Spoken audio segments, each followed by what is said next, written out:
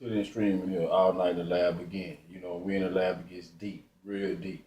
So we're gonna try to keep this quick, fast, and real as we can. I want to say R.I.P. to Lil Pete. Very lost, sad to hear that young man lost his life. But at the same time, if I have to be the spokesperson for Texas, I would have to do that. Because every time somebody has an overdose on syrup or pills, they want to bring this back like it was DJ School or Big Mo. And I'm glad I did that show earlier. That show you how the metaphysics of frequency work. We're gonna get dead up on this shit right now. When you mention Lil Wayne drinking syrup and Screw drinking syrup, don't mention them in the same sentence. The syrup that we were drinking back then was different.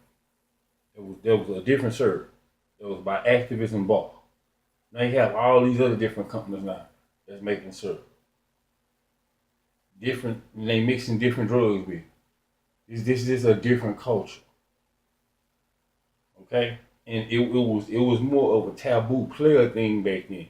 It wasn't something that you just glorified. It was something that was on the cool that was being did. But then when you get the mainstream in it, now they want to popularize things that we knew that we did, but at the same time, it was a limit to it, it was a level to it, and we knew what it was. So we had uncles that was 20 and 30 years older than us talking about us. I had uncle tell me one time, don't be pouring up our syrup, we putting it in the soda water. Uncle said, man, y'all wasting it? Y'all putting soda water in that? I said, yeah, sir, that's how we do it. He said, oh, nah, man, we never did that, man. We used to get, they had a connect named Doc. Now, anybody from the old school in this area know about Doc? You got a sleigh ride, a real drink. This stuff Lil Wayne, I'm talking about it, and it's some other stuff. A sleigh ride was a little cup you would take, you would drink it. You be leaned out a day or two, okay? An experience.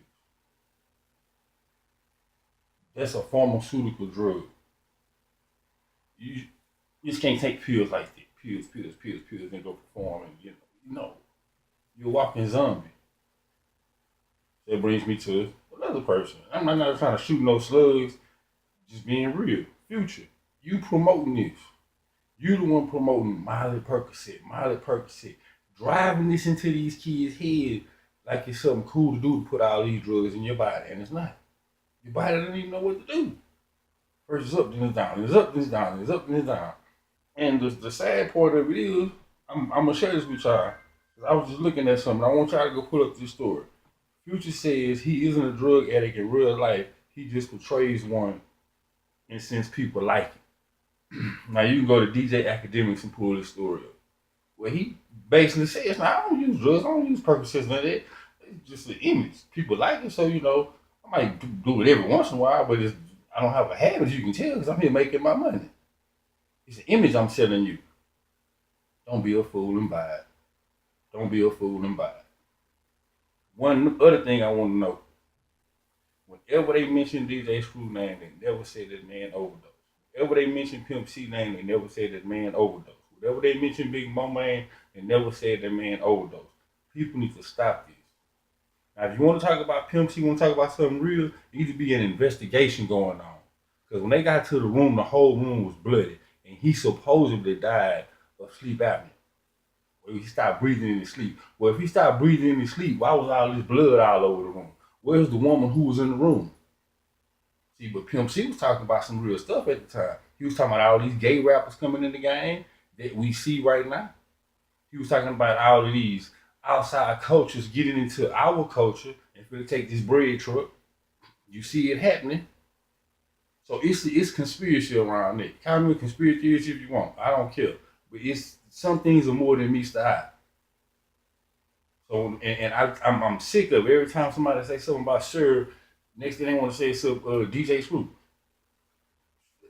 No, he was a regular man, regular person like Mo. He was a regular man. Kenneth Moore, he was a regular man. So to every other little city and state around here, we love our artists, we love what we do, we're gonna protect our artists and protect our culture. And that come with it. For real. You're not gonna make it seem like every time somebody pass away or overdose on some syrup, they got it from these guys down here. You know, we the one influenced it. Nah, man. Y'all better go listen to some of these other guys, these futures and these other guys with the pill poppers and all of this here, and, you know. And it's sad because they telling you to do two different drugs at one time, one up and one down. At least do research, do some research on these drugs, man. Learn about your body. You can't do it up and a down at the same time. I saw a video with a little peak just now, man. This dude was taking 6 Xanax in a day. I mean, he looked like a zombie. And he wrote songs about him dying and stuff. So we gotta understand the power of words. You can speak up on something and bring it into your existence. So I bring nothing but health and wealth in mind, and I advise you to do the same thing. But we're gonna get this matter straight, and we're gonna talk about this again. Because every time something happens in this place that we call Great America, United States, with one of these artists or celebrities, they always want to drag one of these Southern artists into it. Like they gave them the drugs, or started them with the drugs. When in most cases, most celebrities are hooked on some type of drug. You know, our three greatest stars passed away supposedly on drugs. And Prince, Michael Jackson, Whitney Houston. And there's still conspiracies on that. I'm gonna break something down to you right quick for my fellow people in Beaumont to let you know how this music game works. See how this little kid Pete just died. You know what just happened to his value? His value just went way up. His stock just went way up. Now somebody could be making all that money.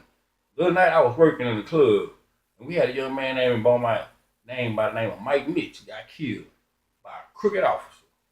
Mm-hmm. One of you dirty blue badge holders. Dirty Blues.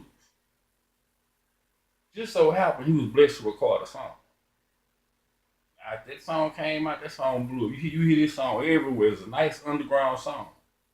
The point I'm making is when after he passed away, the song became more known. So somebody makes some money off that song somewhere. And that's on a small scale. That's just right here on the small scale.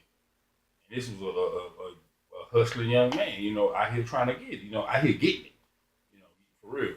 And much respect and RIP to Mike Mitch. But just look at that situation there and look at these rapper situations. That's why they always say you're worth more dead than alive. Tupac, Biggie, these other artists we talking about right now. But on the drug situation, don't let these rappers and entertainers turn you into no junkie.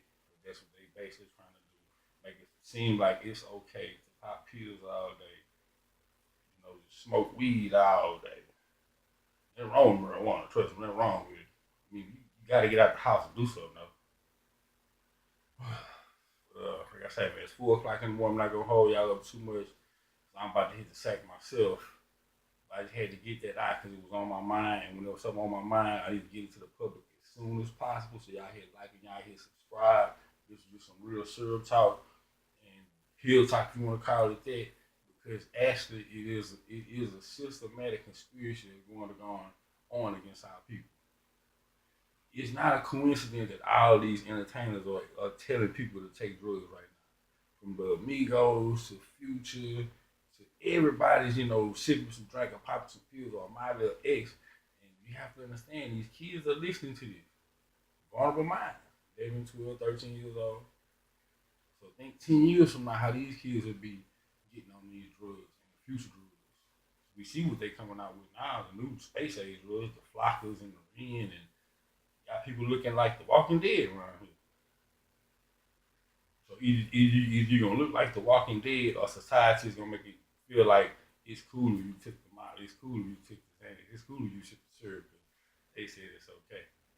And then you think it's good because you got it from a doctor. The doctor is the biggest drug dealer in the world. Marijuana is the best medicine in the world. You go buy a pack of cigarettes have over 500 chemicals in it. Marijuana doesn't. But they're going to arrest you for the marijuana, not for the cigarettes. So we have to look out for our health. Health is wealth.